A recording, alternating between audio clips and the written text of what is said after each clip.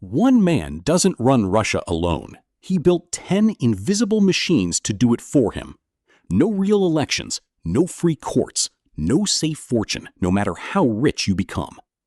But one network was designed specifically to betray him. One loyalty test only the paranoid pass. One flaw no bunker can fix. And it's already ticking. The power vertical. Imagine one man deciding almost everything for a whole country, from small towns to the biggest cities. That's what Putin built.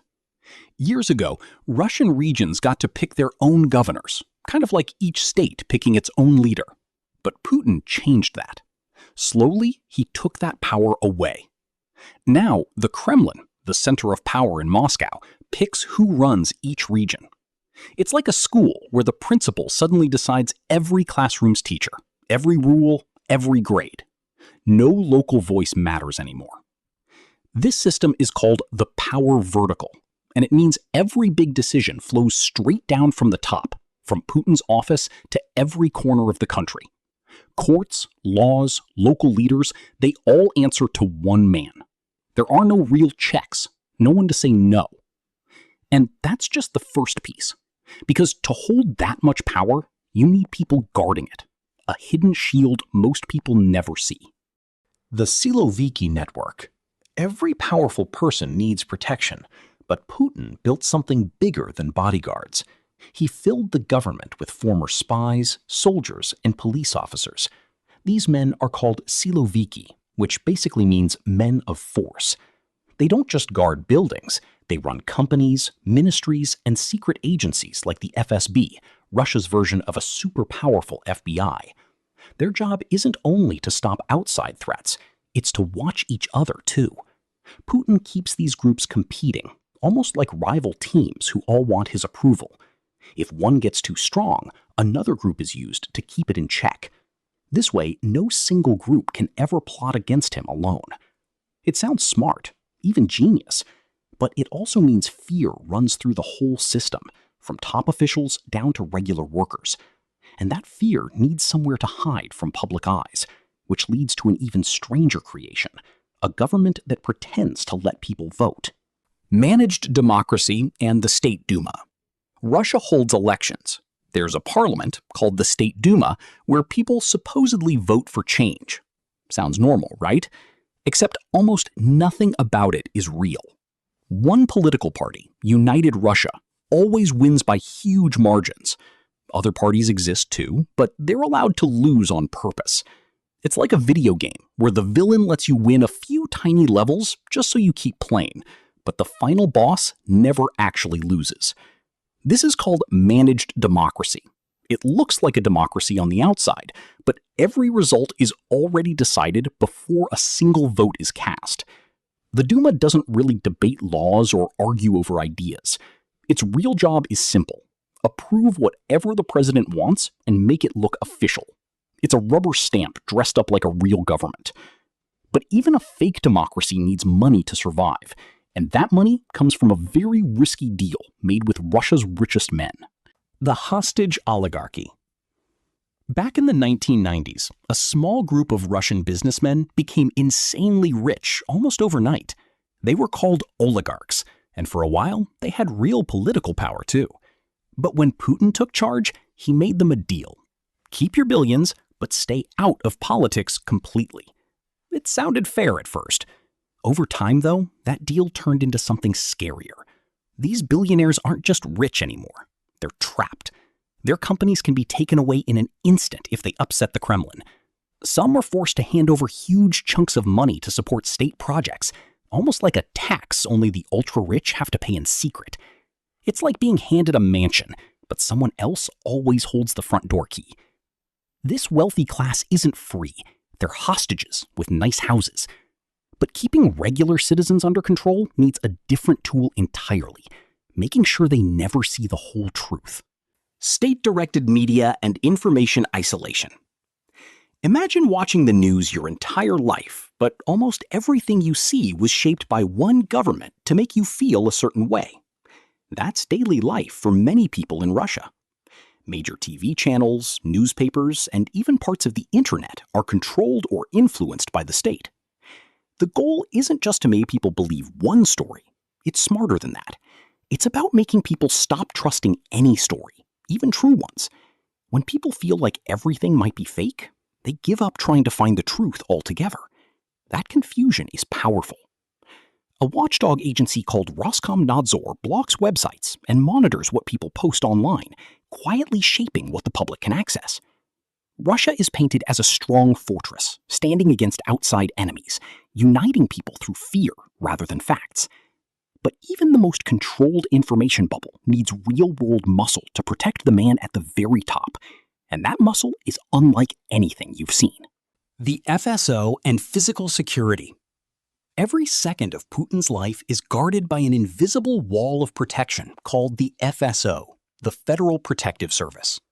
Think of it as a secret army whose only job is keeping one man alive and in control. They check his food before he eats it.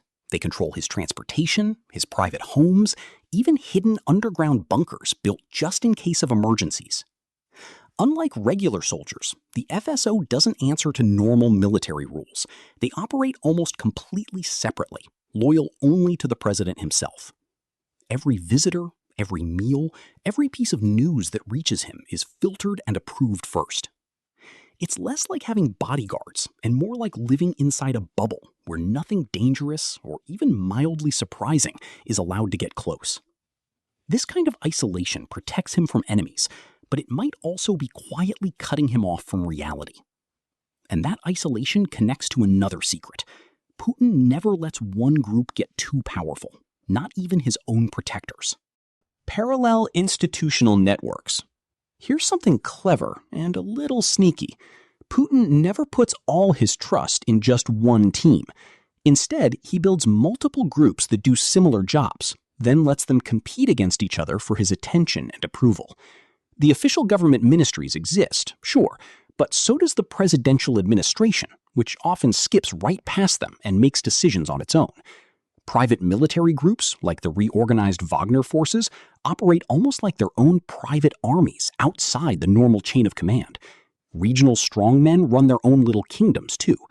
It's messy on purpose. When power is split into competing pieces, no single group ever becomes strong enough to challenge Putin alone, because doing so would mean fighting every other group, too. It keeps him as the only person everyone needs. But controlling people isn't just about power struggles behind closed doors. It's also about controlling what the law even means. Judicial weaponization and legalism. Here's the tricky part. Russia isn't lawless.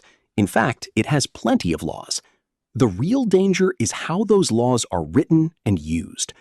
Words like extremism, foreign agent, or discrediting the army sound official, but they're deliberately vague, meaning almost anything can be labeled illegal if the government decides it doesn't like you. A journalist, an activist, even someone posting the wrong opinion online could suddenly find themselves breaking a law they didn't even know existed.